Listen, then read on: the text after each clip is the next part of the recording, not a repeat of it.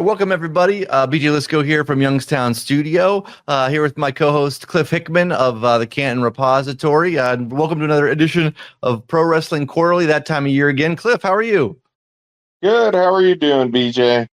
Good, man. Good to see you. Glad we're back doing another podcast here. So a lot to recap since we last talked. For any of those who are just tuning in for the first time, we do Pro Wrestling Quarterly. We do these every ahead of all the marquee WWE events, the Big Four, and we got another the last of the Big Four of the year coming up this Saturday night, which is Survivor Series. So yeah, man, it's an interesting time. Lots happened, obviously, since we last spoke. I guess we'll start with the pay-per-view that happened last weekend. And the other company, the other main wrestling company, AEW and AEW Full Gear. What were some of your takeaways, kind of from Full Gear and just some of the results that you saw there? Well, it looked like another strong performance from an in-ring standpoint. AEW always seems to put on a good show between the ropes, and that was the consensus once again, I think. There were some interesting things on Full Gear. I think the AEW pay-per-views are usually pretty strong and always pretty entertaining. Some of the turns and swerves they did, I didn't really understand. I guess we'll just take it from the world title match between Jon Moxley and Orange Cassidy. I don't think anybody really thought that Orange Cassidy was going to win that match. I didn't think he was going to win that match, but where they went at the end of it kind of confused me. So I'm gonna recap here what sort of happened, because it was kind of all over the place, and I don't know where this is going. Maybe you can help me out with this. But so the Death Riders. So after the match, the Death Riders attempted to poison Orange Cassidy with cleaning solution before Hangman Adam Page makes the save. Then Christian Cage came down to the ring, teased cashing in his title opportunity. Jay White stops that from happening. The heels rush out of the arena, only to be nearly struck by Darby Allin, who wrecked his car into their pickup truck. Now, there's a lot to unpack in the last however long that whole segment kind of went there at the end. But yeah, I mean, can you kind of sort of clarify with you where they're going with this? When I saw the clips when Christian Cage came down, I was like, oh, that'd be cool. Christian Cage versus Moxley is something I could certainly get into, and I think that'd be great in ring and on the mic as well. But with everything else that kind of got added to it, I don't know where they're going with this. You know what I mean? So what was your take? Well, I think they're probably looking at a 4-man match for the world title. You'll probably have Jay White, who beat Hangman earlier. He'll probably be in that. And then Christian with Hangman in his corner, and then Darby Allin, I'd imagine. I think that's what they're kind of leading to, is those 4. I'm not necessarily against doing a 4-way match, but trying to set up the angle for 4 different people like at the same time within the span of 5 minutes or whatever that was. I think I would have probably rather they had spread those out a little bit, if they were going to set up to that.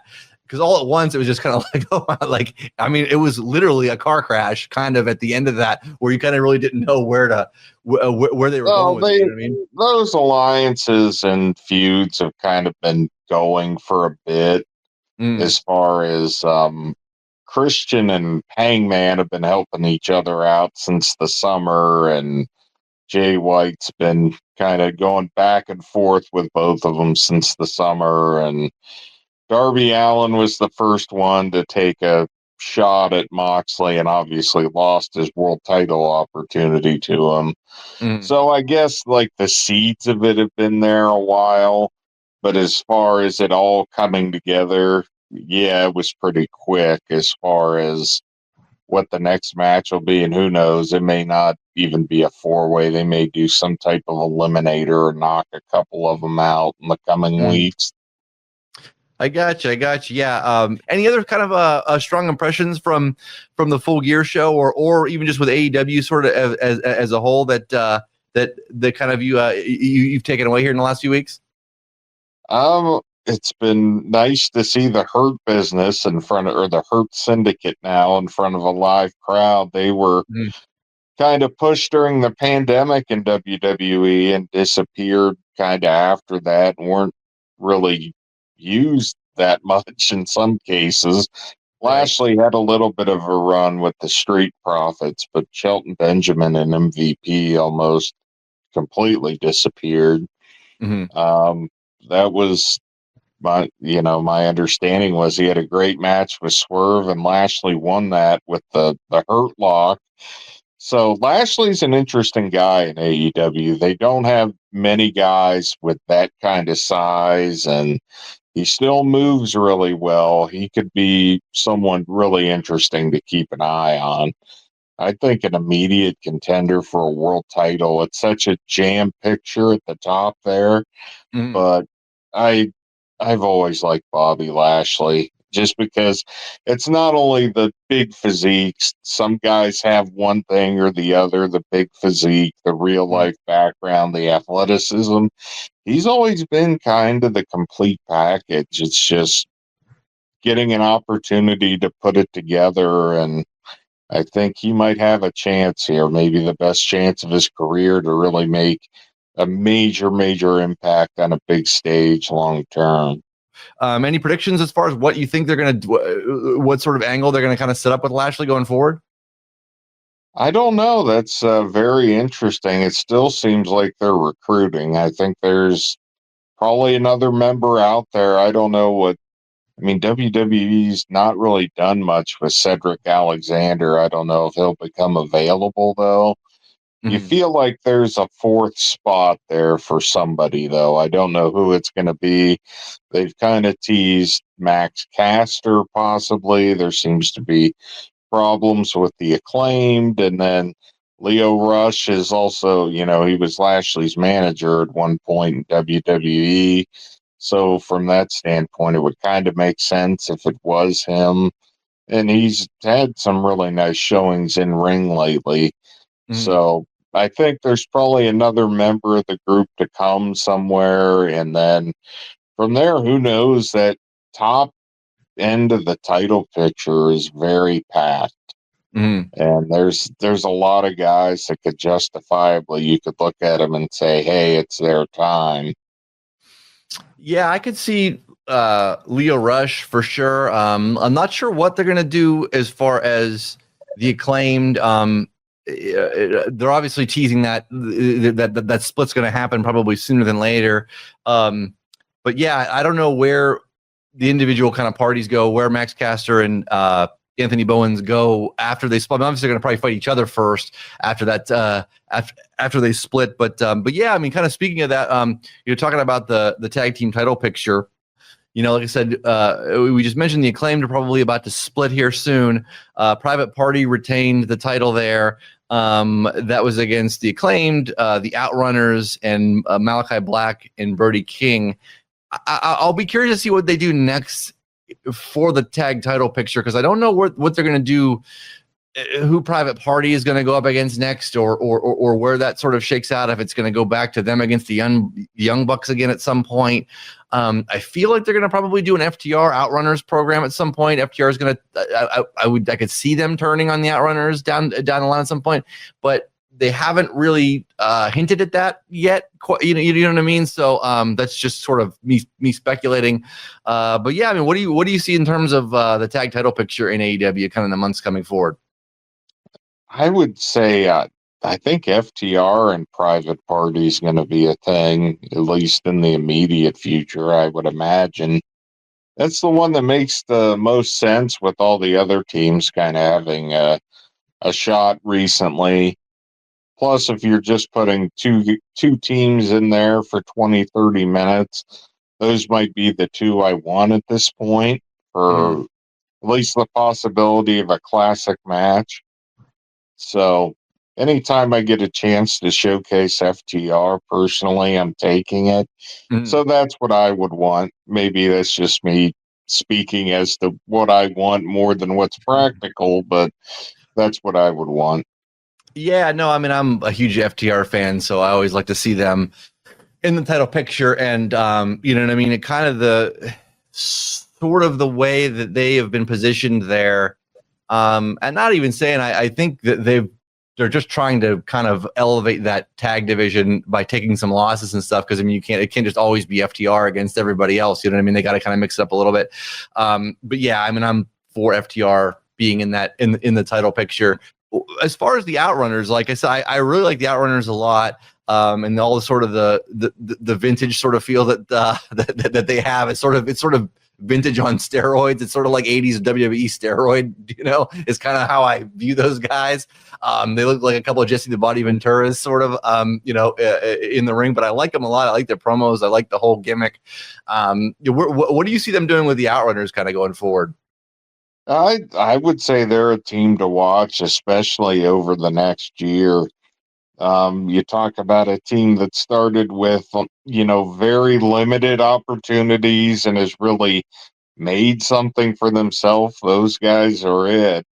I mean, they weren't even given entrances a lot, you know, in some of their early matches. It was just you look at them and people would instantly react to them, and you can't teach that. And I'm a big fan of them. I enjoy the act, and yeah, I think they'll have just as good a chance as anybody in the next year to make a big impact. And it would be probably wise of AEW to start elevating some of those teams like the Outrunners and get some new teams into the picture.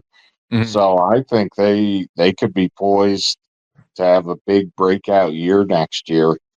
I would say not out of the realm of possibility by mid next year, they're tag team champions.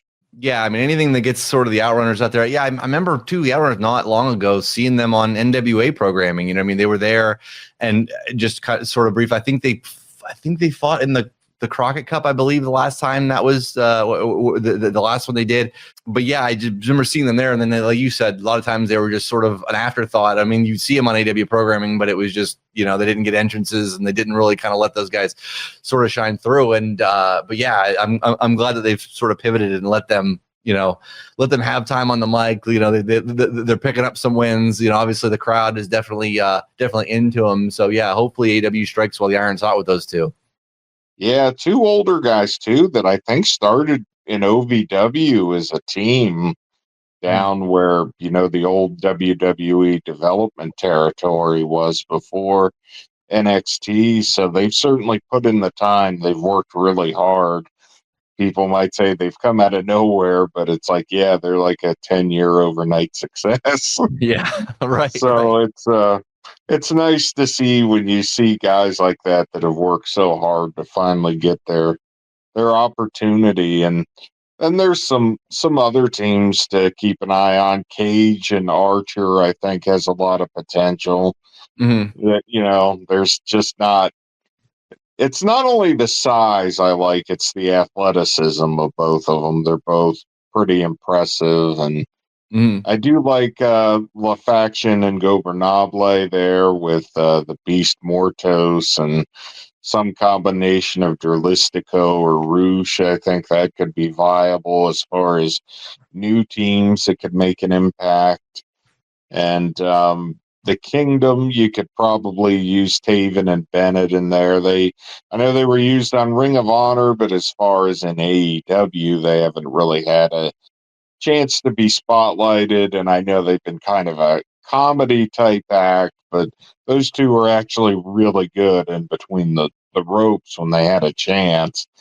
It's easy to forget now when Matt Taven was kind of Ring of Honor world champion just a few years ago at Madison Square Garden, but those are another, you know, crop of guys I would keep an eye on, and guys that may need to be elevated over the coming year. All the Righteous, that's another team I really like. That's in Ring of Honor. Dutch and Vinny Marseglia, Vincent.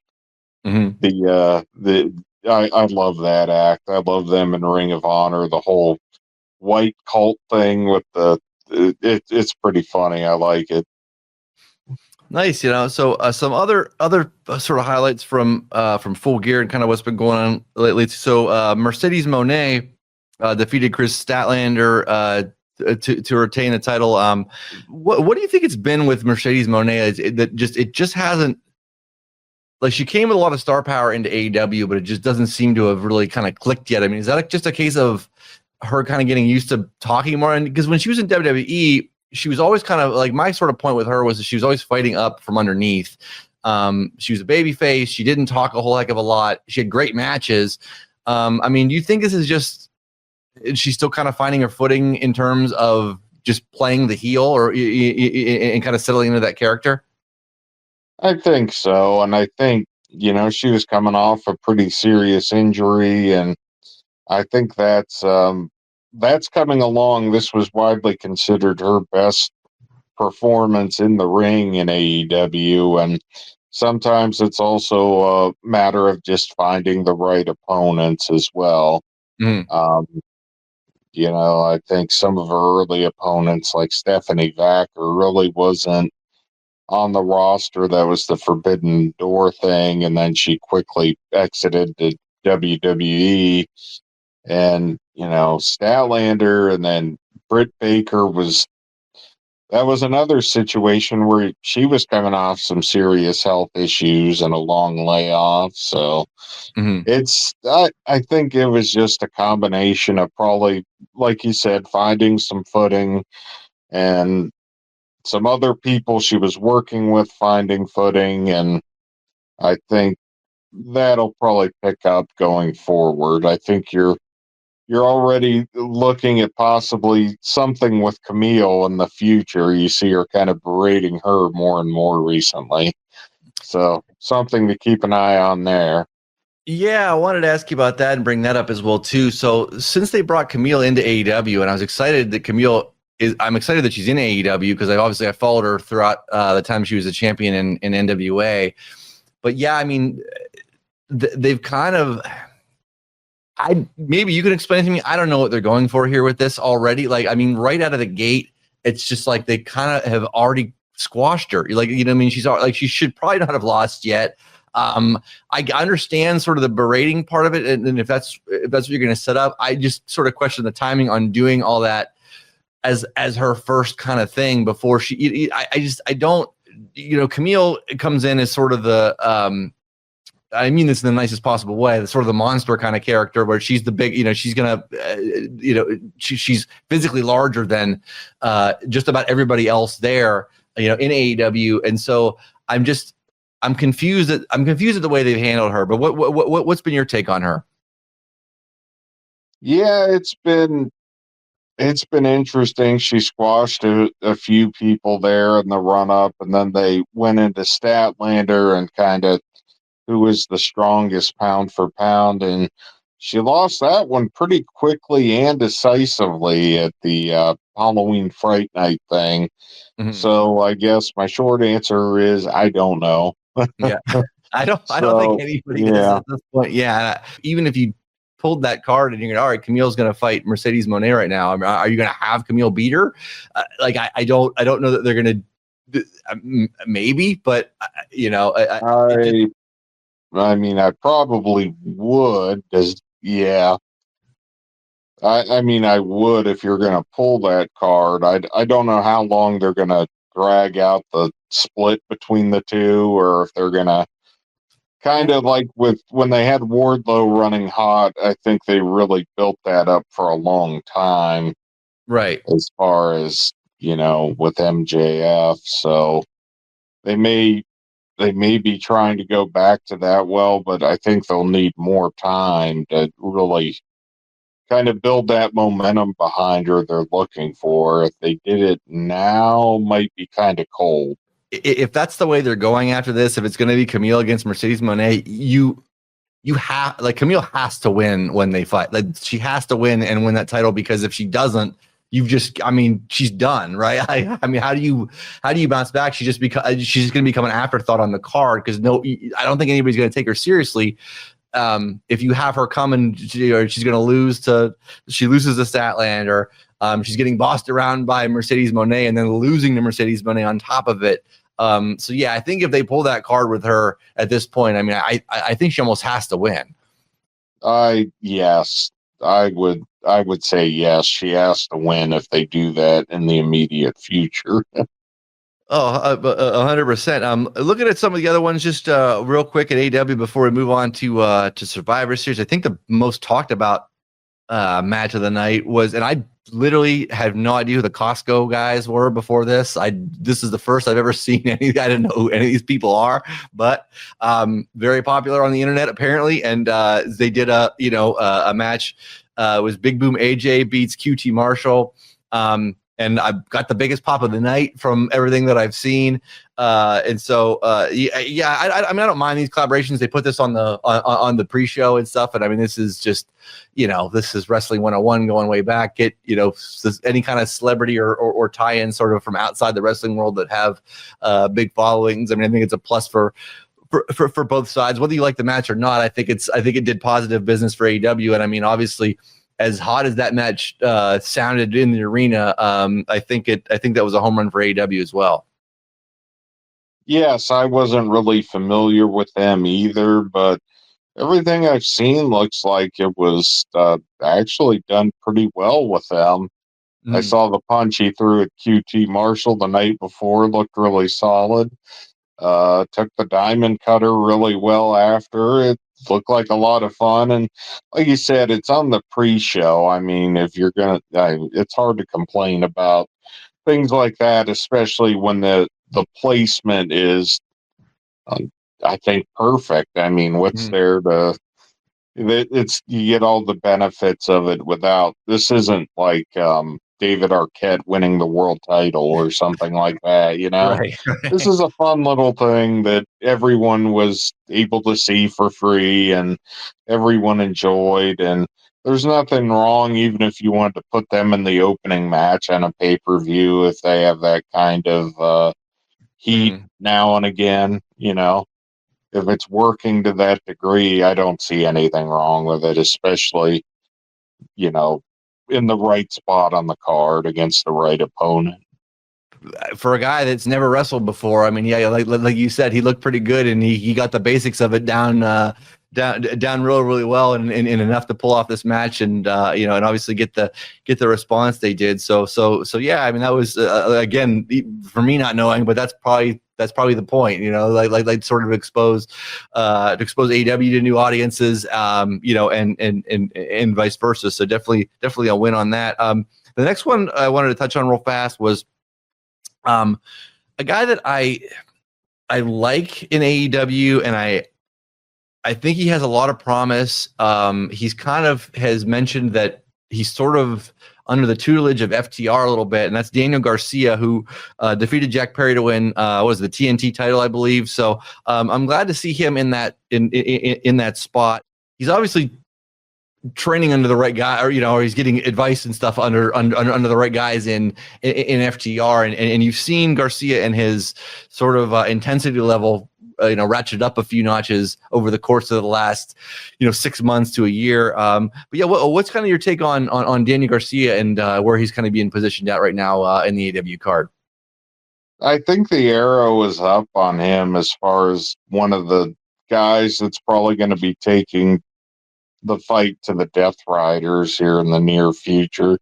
I think he'll be at the top of the card. I think you'll probably see Claudio or Pac or one of those guys against him probably fairly soon, and it'll probably be a really good match. He'll probably have some opportunities to start taking steps toward the world title scene, which is looking very packed, but there's opportunity for him. It's just a matter of if the character and all of those things catch on, because the in-ring ability is certainly there.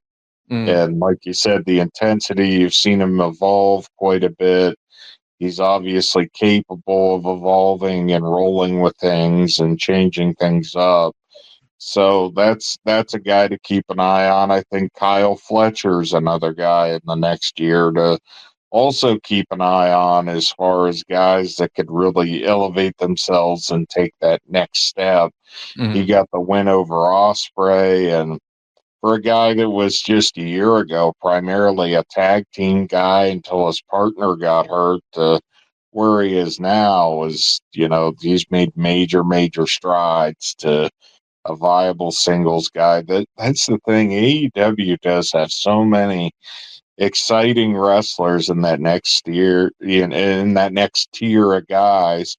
Konosuke Takeshita is another one. He's having incredible matches with that international title. There's so much going on, and I think that at times they have so much talent, so much good talent, especially between the ropes, where it can be hard to focus on all of it. And I think the big thing for them over the next year is getting a succession plan in order, because I think you can only pull this Death Riders card once. I think as far as Moxley being at the top of the card, before the Death Riders, I was like thinking, where does he go next? And he obviously figured something out, because I wasn't sure after the IWGP title thing. I was thinking, man, I don't know if the regular Blackpool Combat thing's going to work anymore. And I obviously that was his assessment as well.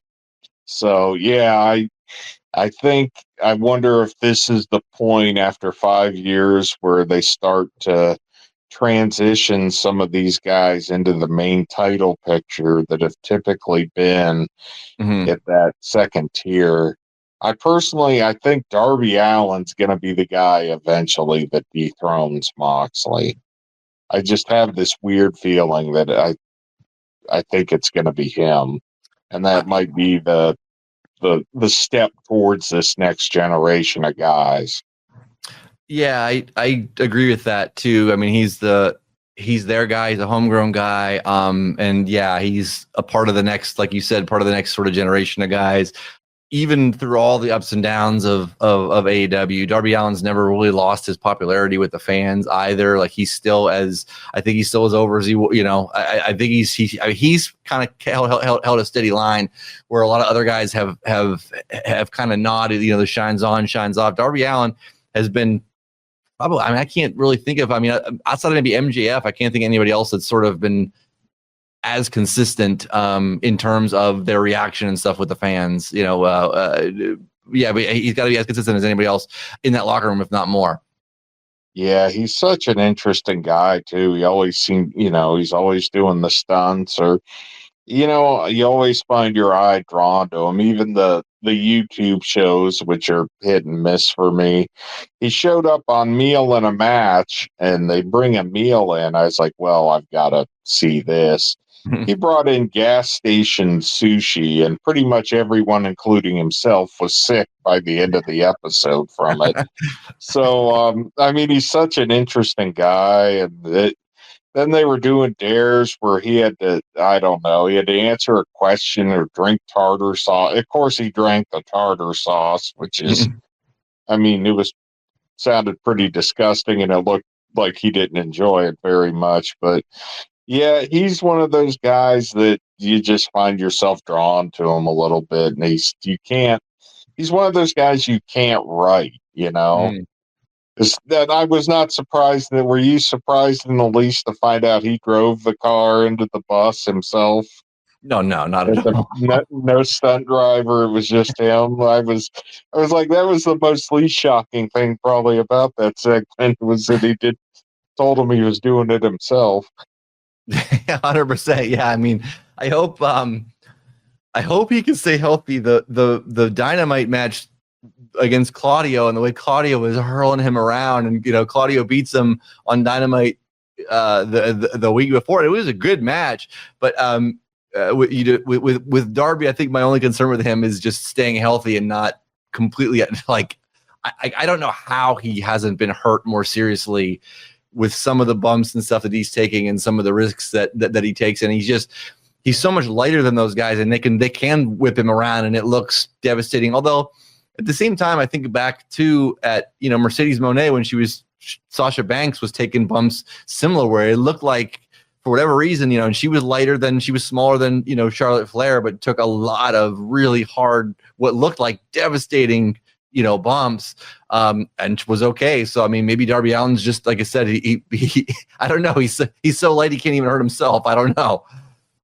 I don't know. I've seen matches like that too. There was a random Rampage I watched where he wrestled the Butcher, and it went 15 minutes, and he was just getting, hurled every which way by the Butcher, and it was a brutal match. I looked at that as like, oh, this might be kind of quick, based on the matchup. It was not quick, and it was a lot more physical than I expected. And then he's been in there with Brody King a few times, and there's been other like backstage things. They've shown him at Brody King at metal concerts where he's having Brody King chuck him 30 rows into the crowd to get surfed around, and so it's always the thing with him. And then the outer ring stuff, the stunt career there, some of the getting hit by a bus, and some of the you just can't account sometimes for some of the things he's going to get into, I think. No, without a doubt. But yeah, so fingers crossed he stays healthy through all this and around, because like you said, I think he's definitely going to be in their title picture very soon. If he's able to stay healthy, just because of the fact that he's sort of remained a fan favorite ever since AEW's inception. But so moving on here to Survivor Series. We talked about this a little bit before we started here. Only 5 matches on the card. 2 of those are War Games matches. So you figure those are each probably going to go about an hour.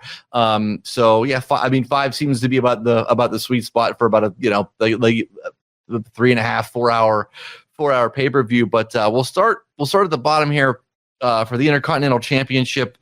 Braun Breaker against Sheamus. I'd read that I think that's the only title Sheamus hasn't held is the Intercontinental title.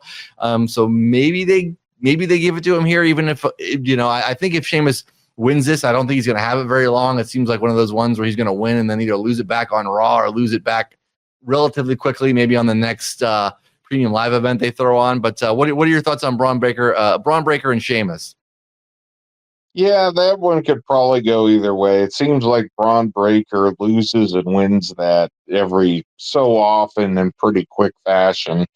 He dropped it to Jey Uso for I think it was just a couple weeks and won it back. They could easily do that again if they wanted to give Sheamus the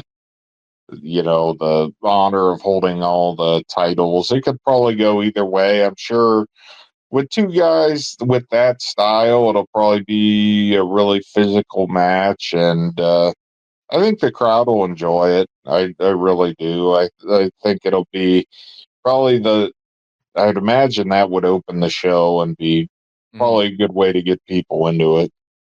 Yeah, Sheamus has had a bit of a resurgence in the last year or so as well too. I mean, I thought he was it seemed like he was poised to retire and like he was going to be kind of going away. And he's got he's had some nice matches and some nice work out of this last run. So they've kind of given him they've given him some more stuff, and he's he's looked good doing it. And he's always a hard hitter. That guy's been there forever. He's certainly a future WWE Hall of Famer too. Yeah, I think he was one of the big beneficiaries of the new era going to Paul Levesque under management, because you've seen the quality of feuds he's been involved with, as well as the matches, take a major step up. Even some of the stuff that's not been on pay-per-view, I thought the street fight with Pete Dunne he had on Raw was really, really good, and some of the other matches, he's really performed at a high level every time he's had an opportunity to be showcased as of late. So moving on here. So for the undisputed WWE Championship, Cody Rhodes versus Kevin Owens. I think this is going to be a great match. I think the build of this has been cool as well. I don't know if you dethrone Cody Rhodes here at this point. Maybe they do. Maybe they do for Kevin Owens. It seems like Kevin Owens always gets these title shots, and they never seem to switch the belt onto him. But maybe that could change here. So what are your thoughts on Cody versus Kevin here?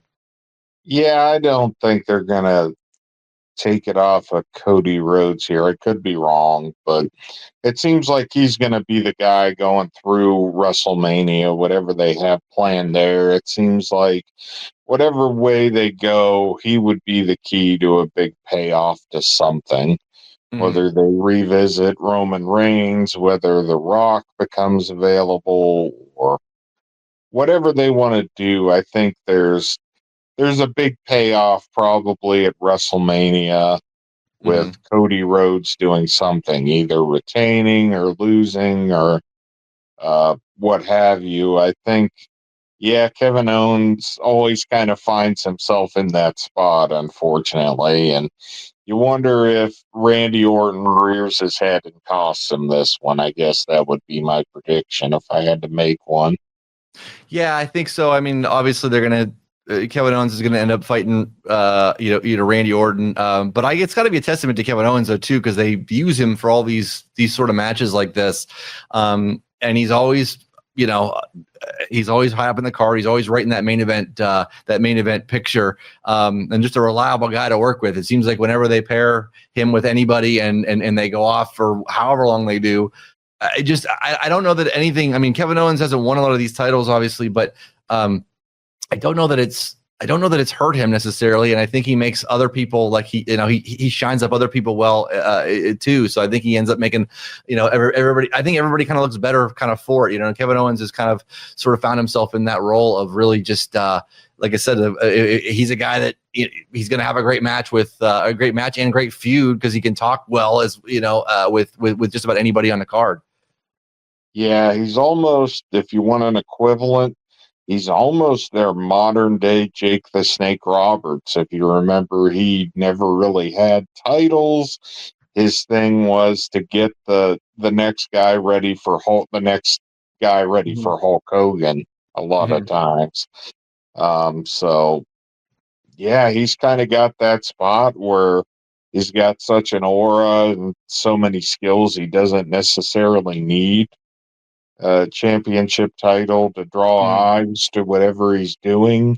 Right. And like you said, everyone comes out looking better for it at the end, no matter which way things fall. And he's just, they can't say enough good things about Kevin Owens. I'd want him on any roster I'd have. And I think he's re-signed now for a while. I don't think they've officially announced it. I know there was talk that his deal was initially up early next year. I think it's kind of like what they had with Drew McIntyre, where his was up and they never said anything. And just, I think one day next year it'll magically be announced he's just there for a long time. I think, they sometimes complain about the cost of doing business now and the cost of talent. With the new TV deals, that's not going away. You're going to have to pay these guys, and there's no one I would rather pay or see paid than Kevin Owens personally. I mean, you have to have that guy there. Oh, he certainly deserves it, man. He's sort of the Iron Man of the WWE right now. But yeah, Kevin Owens has been another guy that's been just consistently good throughout the years, even under the Vince regime. You know what I mean? He was still consistently good there. He was probably one of the big bright spots because it didn't seem like he was necessarily under Vince's thumb as a lot of those other guys were. It was almost like Vince didn't know kind of what to necessarily sort of do with them. So Kevin Owens was allowed to sort of still do his own thing. So I guess Vince's crappy rub didn't get off on Kevin Owens, thankfully. He's so versatile that some of the ridiculous stuff he made look normal or so funny that you laughed along with it. I think one of the harder ones he had was, you remember Elias and the Ezekiel thing, where it was driving him literally. I mean, it was so funny. I mean, the story was obviously what he was given was not good. Right. But he made it good. I mean, he made it watchable, or it was, breaking his brain basically every week. And watching him become more and more unhinged. And one of the things I'd like to watch from time to time is house show stuff with Kevin Owens, where he'll have guys, laughing in the ring and they got to cover it up. I think there was one with Roman Reigns where he's got him in a chin lock and he was arguing with one of the fans about his t-shirt money, and he had Roman Reigns laughing and Roman's like using his hair to try to cover it up, He had him down on the mat. No one's is out there yelling, well, I got plenty of, spotting these sweat trunks for your money for the ticket you paid for the front. Just pretty funny stuff that had everyone laughing. The fans are laughing. The guys, he just seems like a great guy you'd want to have around at all times, in and out of the ring. For sure. Yeah, I think I saw him bust up the crowd and argue with fans a couple of times at some of the WWE live shows when they were running in either Youngstown or Canton. But yeah, he did that. He did that a couple of times and was always super fun to watch. Moving on here to the next one, the World Heavyweight Championship, Gunther versus Damian Priest. I don't know that they're going to dethrone Gunther here, but maybe this one's got me kind of scratching my head a little bit. I mean, what do you think? Do you see any chance Damian Priest comes away with the belt here? There could be a small one. I know the thing that probably hinders Priest about his first run is it was a Money in the Bank cash in, and that can kind of linger on some of those guys at first. Beating him straight up would certainly strengthen his character, because his first run was a lot of Judgment Day run-ins or fortuitous run-ins by this guy or that guy. The way they did things with him made it always kind of unfortunately look like a fluke or something every time he won or retained. So now as a baby face, they may be looking to strengthen him. I know they've given him new music, a new mask. I'm a big fan of his character. I saw him before he got to WWE, and he's really impressive live. I mean, he's got an aura to him.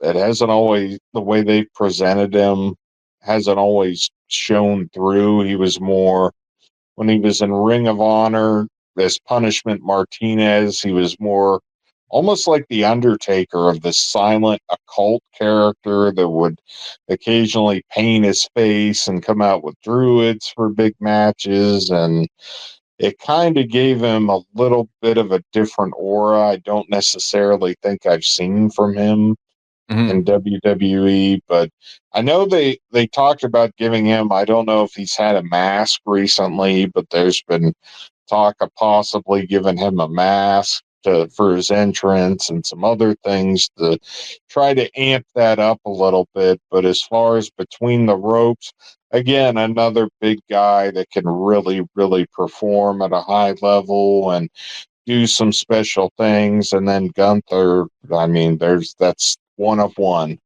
Yeah, there is one Gunther. That is it. I don't know that there is anybody like that anywhere else. Yeah, no, for sure. I think this is going to be obviously a hard hitting match. I think this is going to be a good one. I think Gunther's going to retain here, but yeah, it's certainly one worth watching. And like you said, it looks like they're kind of trying to do some different stuff with Damian Priest to build him up, and deservedly so. And I think he's going to get there over the course. I think 2025 is going to be a big year for him as far as a push forward. So moving on here, so getting into the War Games matches now. I will start with the women's match that's pitting Rhea Ripley, Bianca Belair, Jade Cargill, Naomi and Io Sky against Liv Morgan, Raquel Rodriguez, Nia Jax, Tiffany Stratton, and Candice LeRae. Obviously, the War Games matches are like this takes place of the old Survivor Series matches, which I think they did away with a couple years ago, just because I don't think that format doesn't really hold up anymore as it did when we were kids. It was cool because everybody was just all these larger than life guys on the same thing, and you didn't get to see certain guys take on other guys very, very often back then.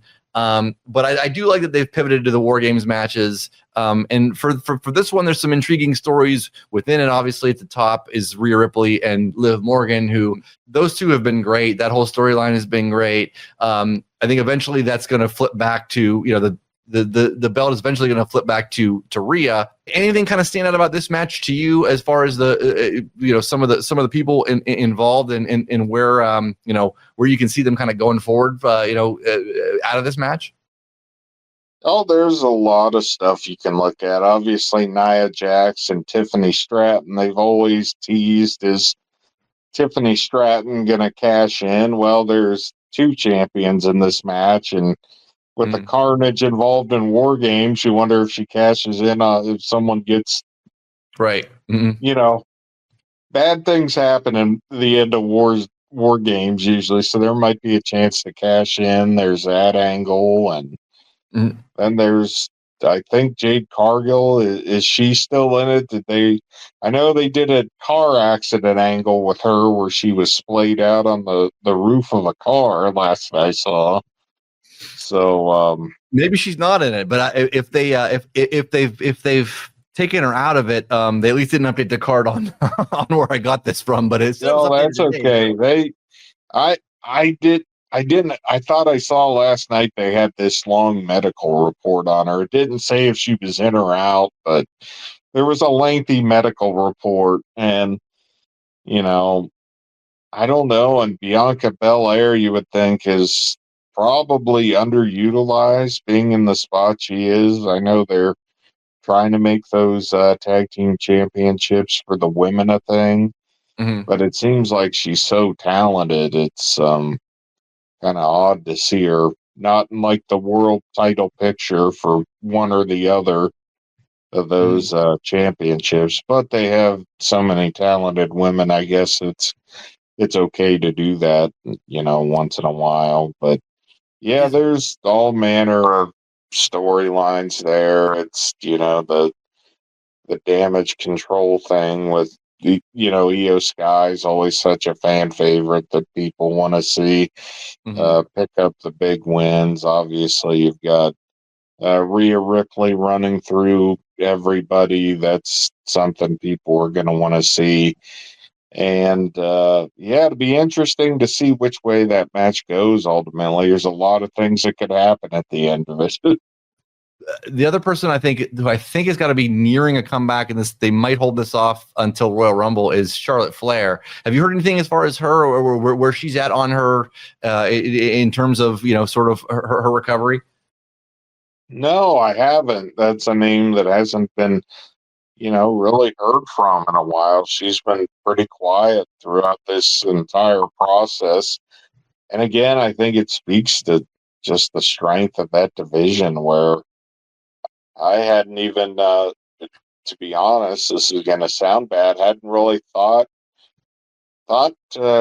too much about Charlotte Flair until you brought her up. Obviously, there's always a spot for her near the top when she's ready to come back in there and jump back in there. But yeah, it's certainly not anything they need to rush. It's just they're so deep in that women's division. Oh, for sure. So moving on to what I think is probably obviously going to be the main event here, the men's War Games match. So you have Roman Reigns, Jay and Jimmy Uso, Sami Zayn, and CM Punk against the Bloodline, which is Solo Sikoa, Jacob Fatu, Tama Tonga, and Tonga Loa, as well as Bronson Reed. This one is going to be intriguing to me. Obviously, you have the whole old Bloodline versus new Bloodline angle to this. They add CM Punk to it with sort of the Paul Heyman connection between he and Roman Reigns. I feel like they're testing the waters here, or they're possibly moving slowly toward a CM Punk versus Roman Reigns match at some point. Although maybe not.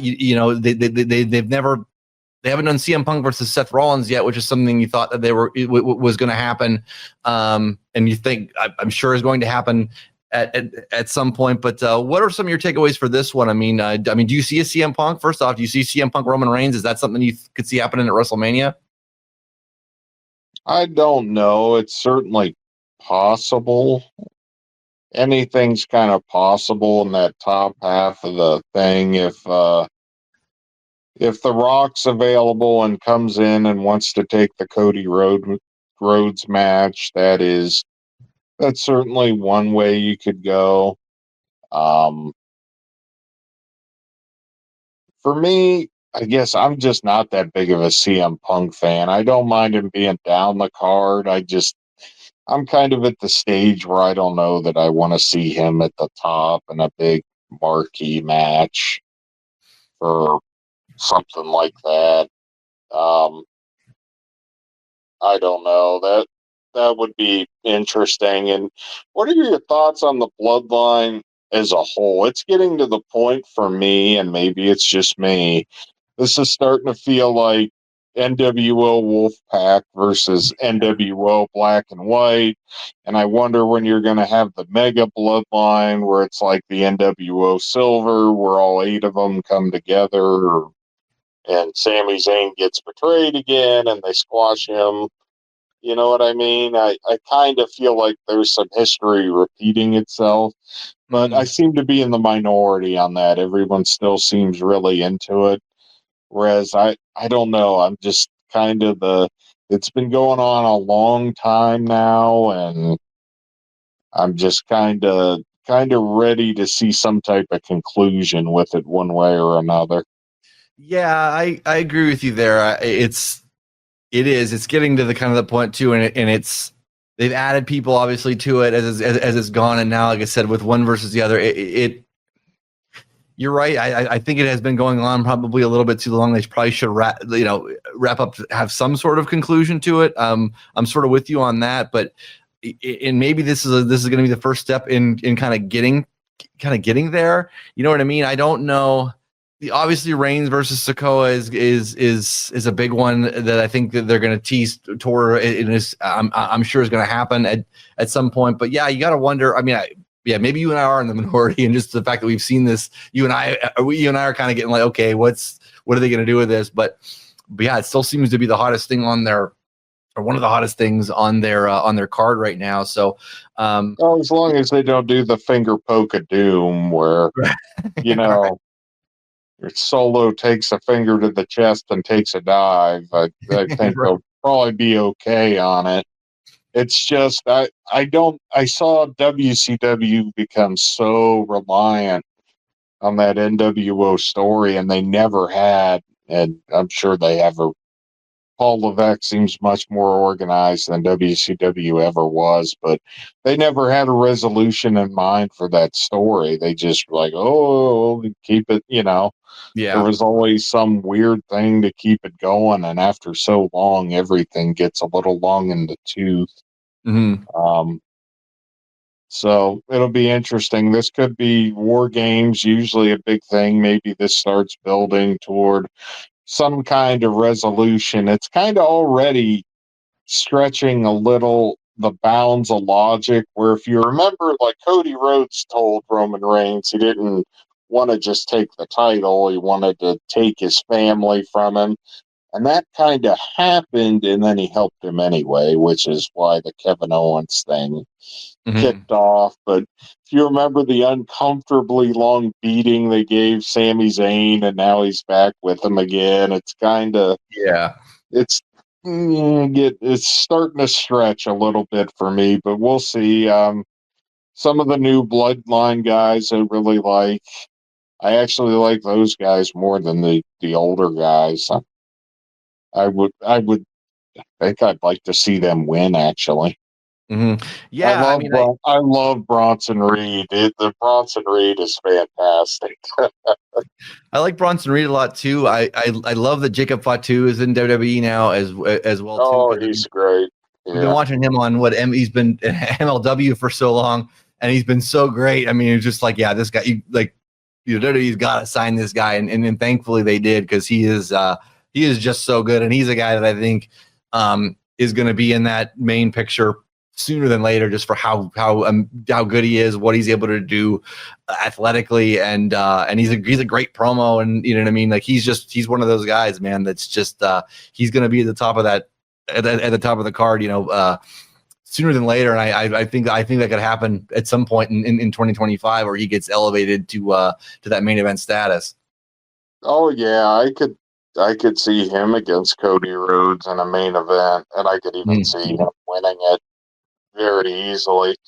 I've even got on the old Bullet Club Tama Tonga era. This was from the era where he was running near the top for them. So I've got a big soft spot for him. I've loved seeing him get a little bit of a spotlight there. He's part of the new bloodline as well, which, I mean, his promos are always fantastic. You may not understand all of them, every word, every time, but they're a lot of intensity and they're a lot of fun. So, yeah, I think I'm in the minority. I'm rooting for the new bloodline in this thing. A couple other things to touch on here before we go, Cliff. Just kind of going on in the wrestling order, or that have happened sort of since we last talked. Did you happen to watch the Vince McMahon documentary? I did catch that. Yes. So what were kind of your impressions? I think for guys like you and I mean, we kind of knew a lot of that stuff. I don't think there was a whole lot of new ground kind of broken in it. Although the way they set it up with some of the stuff, I was checked out on a lot of wrestling. I wasn't watching during a lot of that stuff that they showed with him and the women in the ring and the stuff that he was doing, because they would just clip it when he was like screaming at some girl in the ring or having some, alleged affair or whatever with them, Vince McMahon, the character. I had checked out kind of at that point. So I mean, seeing some of that stuff was new to me. I was like, oh man, yeah, this was in really, really poor taste. But yeah, what were your kind of takeaways from the doc? Yeah, that was the thing. There wasn't a lot of, I would say, new stuff, but it just dredged up a lot of stuff I think I had forced myself to forget or wanted to forget. The whole Attitude Era that people speak so fondly of. When you look at it as a whole, it doesn't reflect very well on anybody, I don't think. The guys in the ring, the people that were in the audience, the people writing it just dredged up a really lot of just, made me feel kind of grimy even revisiting it. I was like, my God, was it that bad? I was kind of like, yeah, I guess it was, Yeah, there was some stuff that they were doing then. And I think what got me, I might have said this before, but what just made me stop watching wrestling was when the Mr. McMahon character made me stop watching wrestling, because when they had him and he was around, he's the boss and he's kind of on the sort of the side piece. It was like, okay, I understand this. I get this. When they stuck him in the ring, and I think he won a Royal Rumble the one year, and I was like, I'm out. Like, I don't want to see Vince McMahon, the wrestler. You know what I mean? I don't want to see him in the ring. And I think it was, he was screwing, I think, Stone Cold Steve Austin at that point. And I was just like, yeah, I didn't like that whole angle, and they doubled down on that angle quite a bit after that. That was still early on in the whole development of the Mr. McMahon kind of character. So yeah, I'd kind of, from a character standpoint, whatever, the stuff in the documentary, some of that stuff I hadn't seen just because I wasn't watching at that point. I checked out on wrestling, but yeah, but Vince McMahon, he's not going to go down without a fight, though. Apparently, it seems like. I mean, he's still. I'm waiting to see what happens with the the federal investigation. They held off on. There was a delay in all this, I think, right? Because were the feds looking into McMahon? Was that the hold up in Janelle Grant's lawsuit? Basically, is on pause while the feds investigate. Is that right? Yes, I think there's something going on there, and who knows what they'll find. I think anything's possible, and even some of his stuff in the documentary made you raise an eyebrow, as far as that's not something in normal. When he was talking about the lawsuit from the female referee, and he was like, well, that's not, and at the end he just randomly throws in, plus statute of limitations is up. It was just a weird thing to say. It's like, that's not something a normal person that's, presumably innocent would think about as a statute of limitations, and or happen to know that off the top of their head. Right. So, It was just kind of weird the way he threw that out randomly. Like, you knew that information a little too readily, you know? Mm-hmm. Who Yeah, knows? Who knows what they'll find there? I got you, man. Yeah, no, yeah, we'll see what comes out of these the whole court cases. If like I said, if anything, or Vince McMahon might skirt it again too. You know what I mean? It's not like he doesn't still have money. And I think just recently he was trying to start some kind of another sort of entertainment company. I don't know who would touch that with a 10-foot pole with Vince McMahon involved at this point, but he's got enough money to make some stuff happen. But I think, yeah, I think it'll be interesting to see if anything comes out of the lawsuits, just because of the fact that it seems like he's always been the target of all these lawsuits over the years, and nothing's ever really concrete kind of come of it. You know what I mean? Like, he's always just like Teflon, bounce back, or people have either chosen to just sort of either ignore it, or it was just this one. I don't see him totally getting out of this one. It's not like I don't see him coming back to wrestling or anything like that. But as far as him going to jail, I don't know about him going to jail or doing anything like that with the amount of money and stuff that he has. I could still see him paying this off somehow after the fact. Like, well, it just kind of went away. You know, well, Vince ponied up a ton of cash and made it stop. So, which seems to be his MO for a lot of things. But yeah, and some of the cases, it doesn't sound like, the more you dig into it, the steroid one brought by the government was particularly strong. It's just the government was used to people folding the second they brought any sort of allegation against them. And just on the surface, it seems like a really tough one to prove that he was guilty. You know, you had that layer of the doctors, you know, is he directing? You know, it's hard to get that piece of evidence that proves he was telling the doctors to prescribe things to people. You know what I mean? It seems right. like a really tough, unless you have, and I think that's what they thought they had in Hulk Hogan that kind of backfired on them. When you watch the documentary, I think they thought that was going to be that piece of it. But, you know, this one, I don't think he's getting out of this one. This one's pretty bad. Those text messages alone, I mean, seem pretty damning. Yeah, that's like the smoking gun. You're kind of like, well, you know. Yeah, I mean, again, unless he throws an exorbitant amount of money at this, you know, to make it kind of go away, I can't really see him sort of pulling a Houdini and coming out of this scot-free. And, you know, it might cost him a whole bunch of money, and it might go away, but hopefully he stays away. I mean, I don't want him anywhere near wrestling, and I hope, hopefully he doesn't manage to try to weasel his way back into WWE in any kind of capacity. I mean, they pretty much were like, yeah, you can't be anywhere near this with us going to Netflix and all those, you know, and that sort of thing. But speaking of, you know, Netflix, obviously WWE is going to go to that here beginning of next year. I'm curious to see what that all kind of looks like, you know, once it's there and Raw makes that move. You know, what are your thoughts on WWE, like I said, making that move to streaming? It'll be interesting. It still sounds like it's going to be a 3-hour show with commercials. The big change may actually be with SmackDown. There's rumors USA wants to expand it to 3 hours to kind of take the place of Raw, so there could be even more wrestling than ever out there. And it's already, I mean, it's almost too much to keep. It's too much to keep up with for me. Some things slip here and there, as you can probably fill in the gaps on. But yeah, there's going to be a lot of things. It certainly opens up some possibilities. You know, you're hearing certain chants that are bleeped out on USA that I don't think are going to be bleeped out on Netflix. I don't think the Attitude Era is coming back. I think you'll have a little more leeway where they're not like overly sensitive though about certain things. They'll probably be able to do a little more of. My big hope is when it makes the move to Netflix and the whole WWE the stuff that was on the network, then that library moves over to that.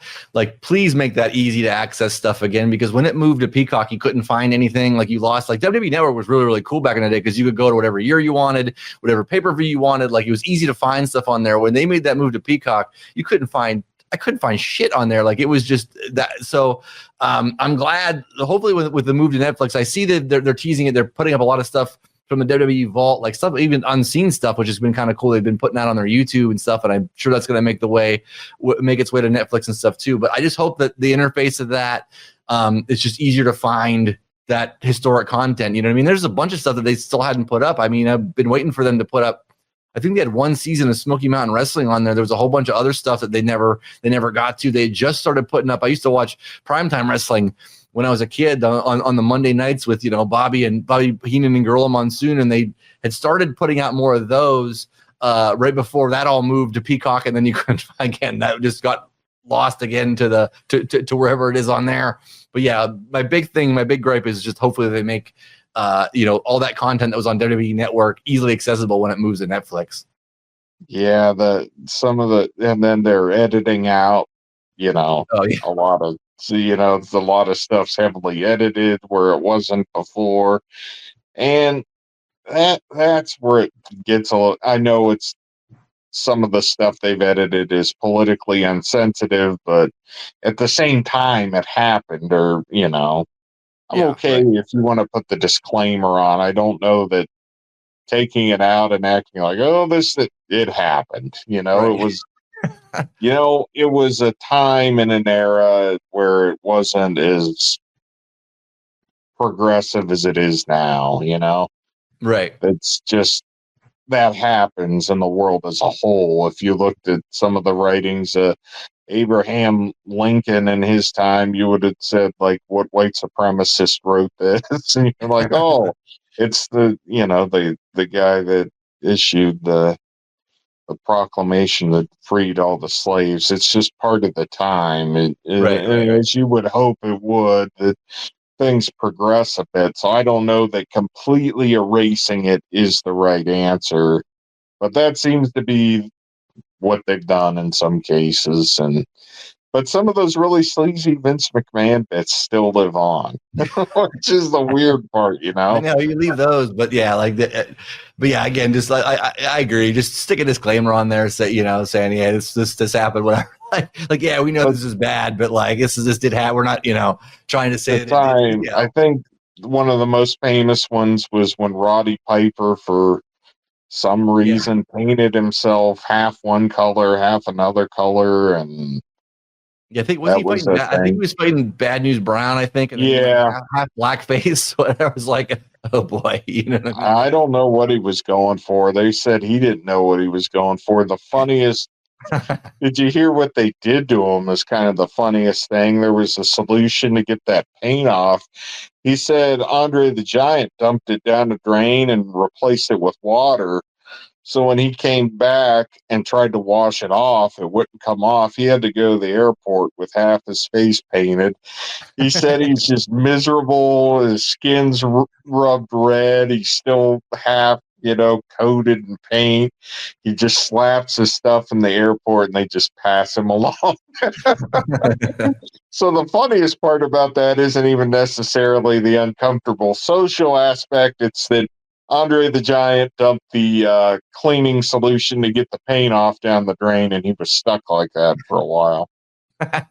Yeah, I had not heard that, but yeah, I mean, I guess that serves him right for wearing blackface in a match, because even then it was like, oh, this doesn't look right. I remember the kids seeing like, this doesn't seem right. You know what I mean? They did a great documentary back in the DVDs, and I still have it, where that was covered in depth on Roddy Piper's DVD. And even he tried to explain it. No one seemed to exactly know, including him, what he was going for.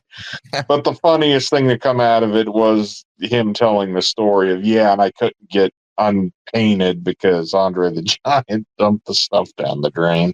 Right. Nice.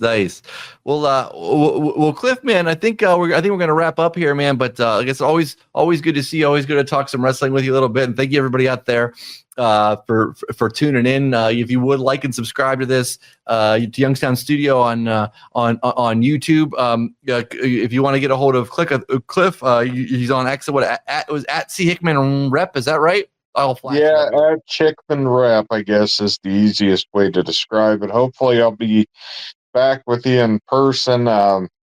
Had some road trips here for work, and was just the back was not cooperating. So you get me from this lovely home angle that's not as flattering as I would like, admittedly. So. Well, no worries, man. Like I said, we hope hope you feel better soon. And you covered the Massillon football beat. I saw that Massillon lost, so that was a shock. You talk about the major upset you might see in war games. That was it. Yeah, right. Without a doubt. But hey, everybody, but thank you everybody out there for watching. Like I said, for Cliff Hickman, I'm BJ Lisko here at Youngstown Studio, and we'll see you in about another month or so to plug the Royal Rumble. So take care, everybody.